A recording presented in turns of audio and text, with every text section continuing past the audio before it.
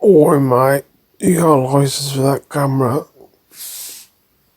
Hello, my name's Ewan, and in this, my first camera review, I'll be reviewing this camera, the Yashica T5.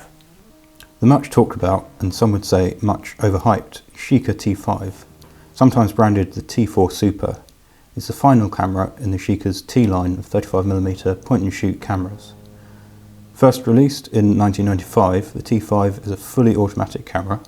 Sports a 35mm f3.5 T star-coated Zeiss Tessar lens, consisting of 4 elements in 3 groups.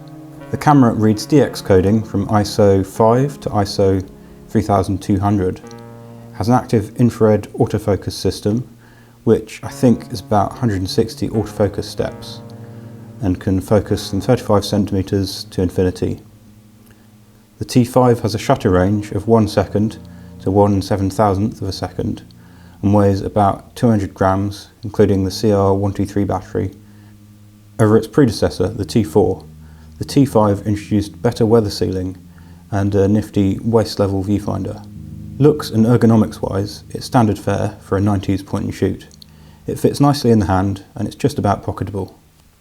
Perhaps just important for a full auto camera like this is what it doesn't have. The T5 is a true point-and-shoot camera, offering very little manual control to the user. You can set the self-timer, turn off the flash, and by half pressing the shutter you can pre-focus, but that's it. When talking about the T5, there's no avoiding the elephant in the room. These days the camera goes for astronomical prices, mostly thanks to its hipster wet dream status.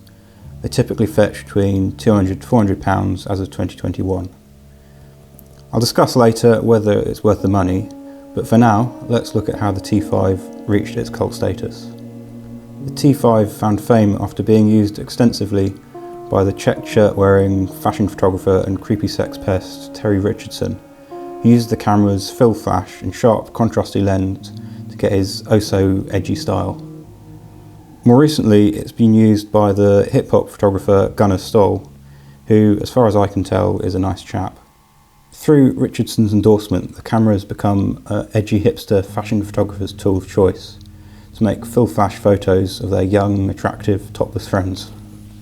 But ignoring the cultural stuff, is the camera any good? I've been using the camera for over a decade now, which I probably wouldn't if it wasn't. The camera is easy to carry and use and reliably produces good results. Autofocus is consistent and the flash can produce nice results as well.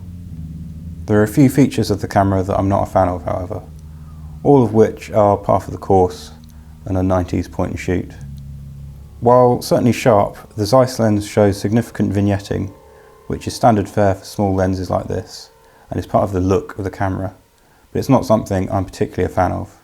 The camera is also very trigger happy with the flash, something I tend not to use. It can be turned off with 2 button presses, but this has to be done every time the camera is turned on, so you will forget at some point. The T5 is also not a quiet camera.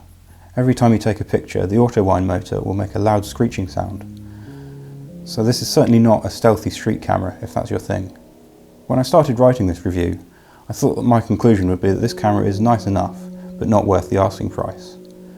But in putting together example photos for the review, I realised that I've used the T5 far more than any other film camera that I've owned, and the reason for this is simple.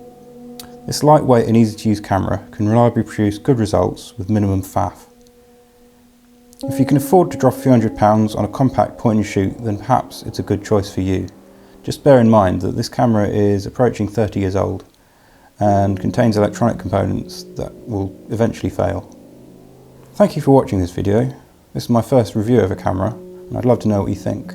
If you enjoyed it, leave me a nice comment. If you didn't, leave me a mean one. Also follow me on Instagram if you like. Remember to like and subscribe, and remember to tell the Queen that you love her. Very important.